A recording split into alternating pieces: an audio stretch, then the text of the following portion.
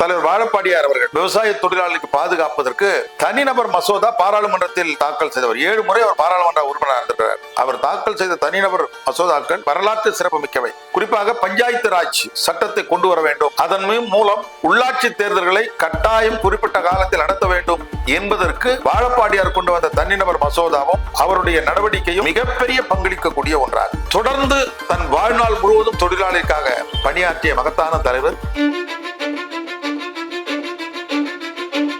வணக்கம். தமிழ்நாட்டின் தலை சிறந்த அரசியல் கட்சி தலைவர்களில் ஆளுமைகளில் ஒருவர் வாழப்பாடி ராமமூர்த்தி. அவருடன் இருந்து செயலாற்றிய கட்டுமான தொழிலாளர் நல வாரிய தலைவர் பொன்குமார் அவர்களிடம் கேட்டுள்ளோம். அவரை பற்றி அவர் விளக்கமாக சொல்லுவார். பாருங்கள், கேட்போம். வணக்கம் சார். வணக்கம். வாழப்பாடியார் என்பது தமிழ்நாட்டின் சந்துமெல்லாம் தெரிஞ்சவர். நிறைய சமூக பணி ஆற்றினவர். பெட்ரோலியம் துறையில் இருக்கும்போது கூட சதாம்சன் போய் பார்த்துட்டு வந்தவர். அப்படியாப்பட்டவரோட உங்களுக்கு நெருக்கம் எப்படி வந்தது? அவரை பற்றிய செயல்பாடுகள், அவர் உங்களுக்கு அரசியல் தலைவர்கள் எப்படி படிப்பினை உருவாக்கி விட்டுருக்காரு, அவரை பத்தி சொல்லுங்க. தலைவர் வாழப்பாடி ராமமூர்த்தி அவர்கள் இந்தியாவின் தலை சிறந்த அரசியல் தலைவர்களில் ஒருவர். பட்டதை பட்டென்று பேசக்கூடிய துணிச்சலுக்கு சொந்தக்காரர். எளிமையானவர், எல்லாவற்றிலும் திறமையானவர், அடுத்தவருக்கு உதவுவதில் பாகுபாடு பார்க்காத அற்புதமான மனிதர். அவரோடு எனக்கு எப்படி நெருக்கம் என்று கேட்டால் 3 விதங்களில் எனக்கு அவர் நெருக்கம் என்பது மறுக்க முடியாத ஒன்று. ஒன்று, அவர் ஒரு தொழிற்சங்க தலைவராக இருந்து அரசியலில் வந்தவர். நானும் ஒரு தொழிற்சங்க தலைவராக இருந்து அரசியலுக்கு வந்தவர். 2, அவர் ஒரு அரசியல் கட்சியில் இருக்கிறார், அரசியல்வாதி. நான் ஒரு அரசியல்வாதி. இயற்கையாக அரசியல் தலைவர்களோடு தொடர்பு வரும். 3வது மிக முக்கியமான ஒன்று, அவர் நானும் ஒரே சமூகத்தை சேர்ந்தவர்கள். அந்த சமூக உணர்வு. இப்படி பல்வேறு காரணிகளால் நான் அவரோடு நெருக்கமாக பயணித்தவன். அவரிடம் பல நல்ல குணங்களை நான் பார்த்திருக்கிறேன். குறிப்பாக தன்னுடைய அரசியல் வாழ்க்கையை கிராம தொழிலாளர்கள் சங்கம் என்ற ஒரு அமைப்பின் மூலம் தொடங்குகிறார். கிராமத்தில் இருக்கிற விவசாய தொழிலாளர்களை பாதுகாக்க வேண்டும் என்பது அவருடைய நோக்கம். ஏனென்றால் உலகிற்கு உணவு படைக்கக்கூடிய விவசாயிகளுடைய வாழ்க்கையில் எந்த மாற்றமும் இல்லாத நிலையில் அந்த தொழிலாளிக்கு வாழ்வாதாரத்தை உறுதிப்படுத்த வேண்டும் என்பதற்காக அந்த அமைப்பை தொடங்கி அதன் பிறகு ILTC என்கிற தொழிற்சங்கத்தில் பொறுப்பேற்று பின்னர் அரசியல் கட்சியில் பொறுப்புகளை வகித்து இறுதியாக ராஜீவ்காந்தி அவர்களால் தமிழ்நாடு காங்கிரஸ் கட்சியினுடைய தலைவராக நியமனம் செய்யப்பட்டவர். வாழப்பாடி ராமமூர்த்தி அவர்களுக்கு முன்பு பல ஜாம்பவான்கள் இந்த கட்சிக்கு தலைவராக இருந்தாலும் வாழப்பாடி ராமமூர்த்தி அவர்கள் காங்கிரஸ் கட்சியுடைய தலைவராக வந்த பிறகுதான் தமிழ்நாட்டில் அதிமுக திமுகவிற்கு ஒரு போட்டியான சூழ்நிலையை காங்கிரஸை கொண்டு வந்து நிறுத்தியவர் தலைவர் வாழப்பாடியார் அவர்கள். அவருடைய ஒவ்வொரு நாள் அறிவிப்பும் பத்திரிகையாளரிடத்துல பேசுகிற பேச்சும் அன்றைய தலைப்பு செய்தியாக மாறிய வரலாறுகள் உண்டு. பத்திரிகையாளர்கள் வாழப்பாடி ராமமூர்த்தியை பேட்டி காண்பதில் அவ்வளவு ஆர்வம் கொண்டிருந்தார்கள். காரணம், ஒவ்வொரு பிரச்சனைக்கும் சுட சுட பதில் சொல்லக்கூடியவர்.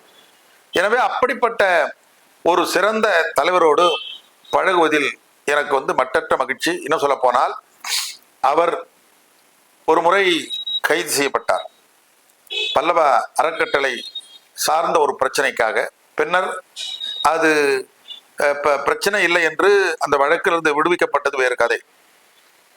அப்போது மதுரை தமிழ்நாடு ஹோட்டலில் நானும் அவரும் ஒரே அறையில் ஒரே கட்டிலில் படுத்திருந்தோம். ஒரு DSP, ஒரு இன்ஸ்பெக்டர், 2 SI, ஒரு 5-6 காவலர்கள் என ஒரு புடைசூழ நாங்கள் தங்கியிருந்த அறை கதவை தட்டினார்கள்.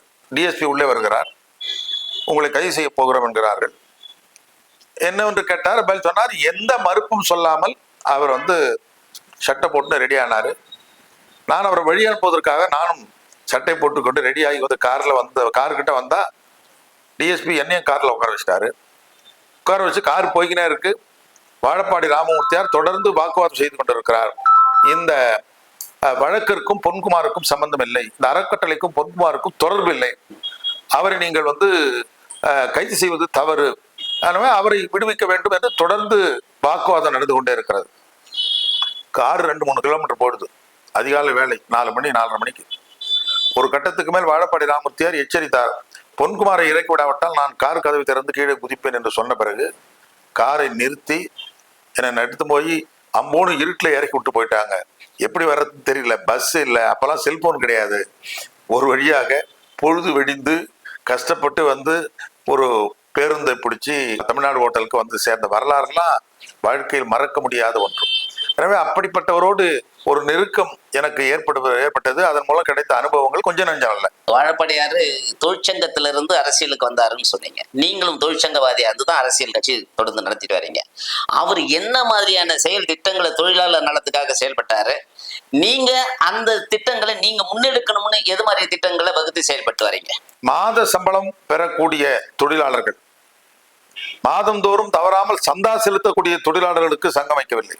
ஏழை எளிய கிராமத்து தலை காய்ந்த விவசாயிகள், விவசாய தொழிலாளர்களை பாதுகாக்க வேண்டும் என்பதற்காகத்தான் கிராம தொழிலாளர் சங்கத்தை தொடங்கினார்கள்.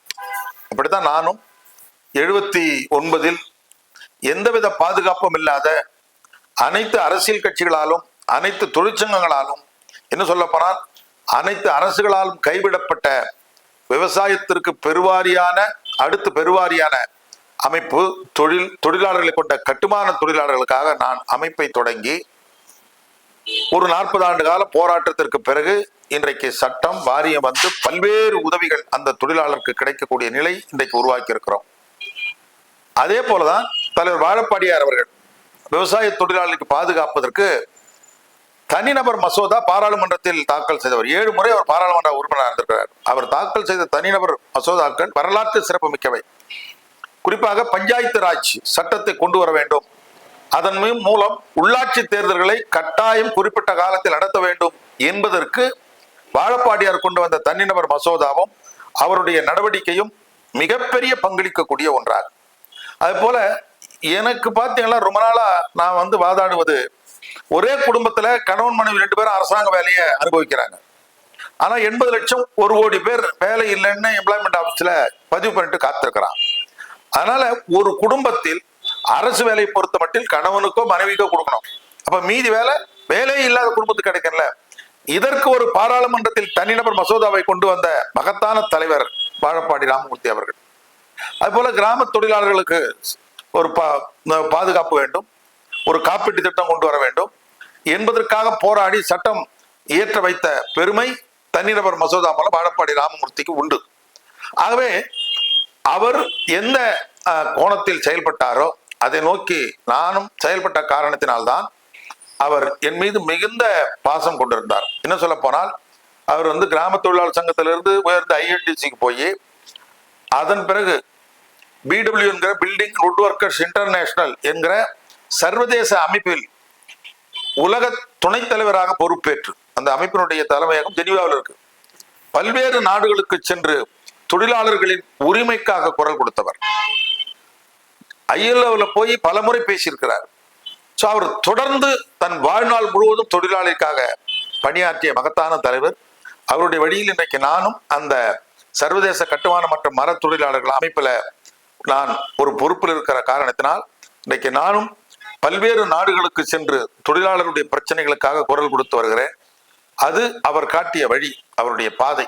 இதெல்லாம் வந்து ஒரு சாமானியர்களுக்கு வராது. விவசாய தொழிலாளர் போனா சந்தா வாங்க முடியாதுலாம் அவர் பார்க்கல.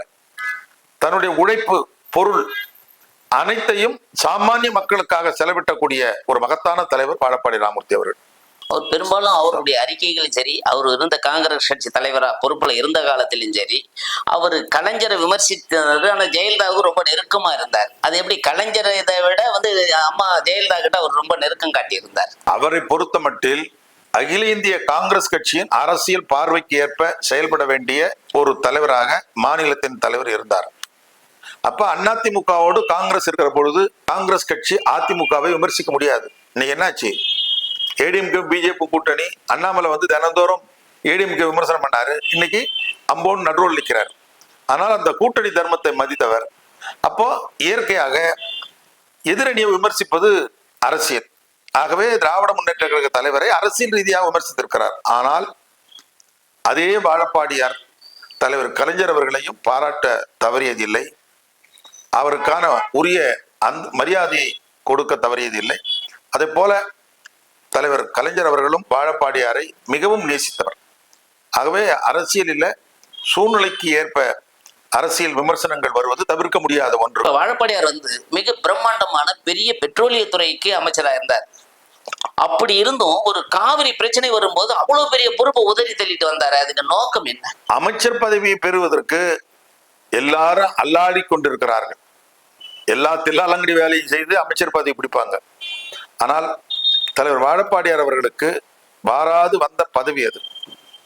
அப்போ மத்திய அரசு இருக்காரு, அந்த அரசு காவிரி பிரச்சனையில் தமிழ்நாட்டுக்கு துரோகம் செய்கிறது, விரோதமாக செயல்படுகிறது என்ற காரணத்திற்காக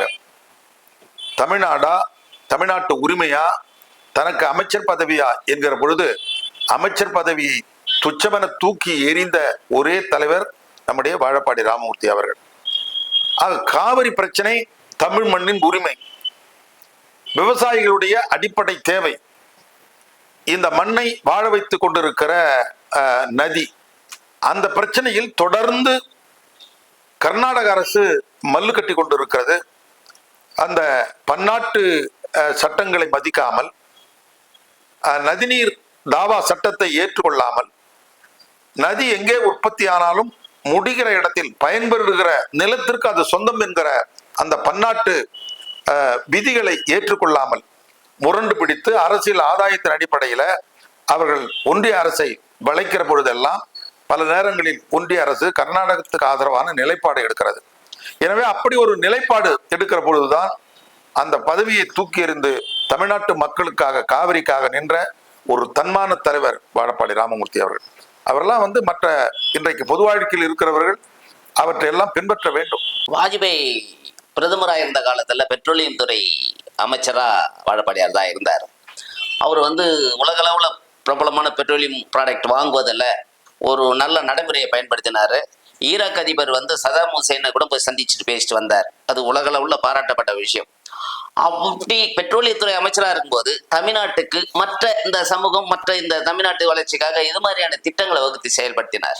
வாழப்பாடி ராமமூர்த்தி அவர்கள் வாஜ்பாய் பிரதமராக இருந்த போது பெட்ரோலியம் துறையை தனித்துறையாக ஒதுக்கீடு செய்தார் வாழப்பாடியாருக்கு. வாழப்பாடியார் அவர்கள் பெட்ரோலியத்துறை அமைச்சராகிய பிறகுதான் முதலில் பெட்ரோல் டீசல் விலையை கட்டுப்படுத்திய பெருமை வாழப்பாடியாருக்கு உண்டு.